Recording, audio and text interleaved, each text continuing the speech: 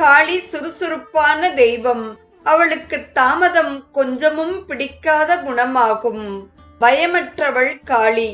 ஆகையாலே மயானத்தில் சவத்தின் மேல் கொடூரமான காட்சியுடன், கழுத்தில் கபால மாலையுடன், நீட்டிய நாக்குடன் பயங்கரமாக காட்சி கொடுக்கிறாள்.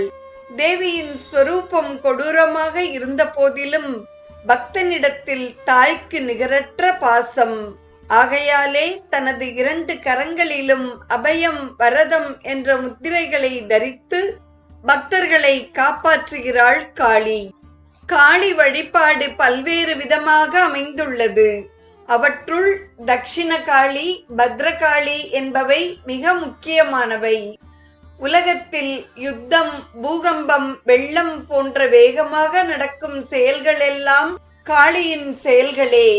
வீராச்சாரத்தை உடைய தைரியசாலியான உபாசகன் காளி தேவியின்